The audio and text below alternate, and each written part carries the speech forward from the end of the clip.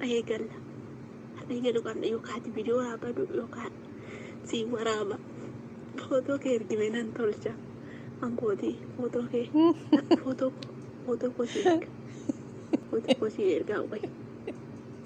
Ishiin naa kenni kun piroofaayilii sana iskiriinii ishiin barreesse malee anaa miti wallaahi. Kun footoo sii qopheesse. Kan keemmoo naa ergi. Yoo afaan ishee beektan narraa dhorkaa jettee majammarta assalaamu alaikum jettee nagama gaggaafatte. Mucaa kana garee keessaa dhiisee baqaddee jira. Mee narraa dhorwaa yoo ati jammari jettes rakkoon qabu jammaraan dhukkee raaqa. Naati amsii akka okkee qabee. Inni baaree immoo amsii jaatti yaarabbii gogeera nama jaatti. Abbaa keenyaa isa ledha. Ijoollee moo garee keessaa yaadee ilaala. Qoy takkatti ilaalaa yoo ijoolleen hin yaade ta'e tiraantii kenna yoo ijoolleen hin yaade ta'e immoo inni rakkoon qabu. Ilaalaa shaallaa. Firankii kun inni firankii ta'a. Saraahaa dhugaa dubbachuudhaaf diizaayinii isaa hedduu takka bareedduudha.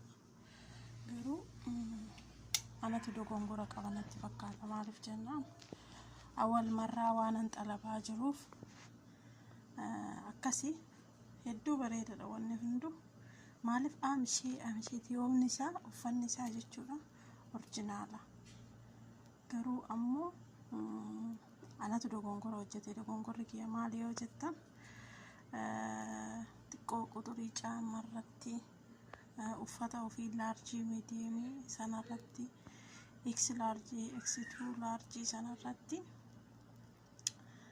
anatu harka dhibba keessaa dhibba dogongora guddoo qaba jechuudha.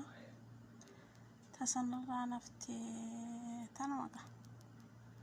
Akkasii rash jedhan jarri arabaa hedduu bareedaadha. Aamshee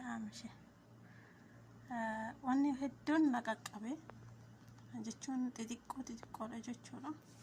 Waan xixiqqoo sana rakkoon qabu ijoolleen gamasii ol deeman illee hedduu qeeqamna waan ta'eef hin badu kan natti bal'ate ammoo sabboonta kan kennu. Akkas isiniin jedha uummata qashtii waa hundaa ol migaasii ofii abbaan beekuu qaba. Ani waan inni awwal marraa xalabeef ta'uu danda'a isiniin jedha. Akkasuma ka fiqire fayyaa nagaan nabina.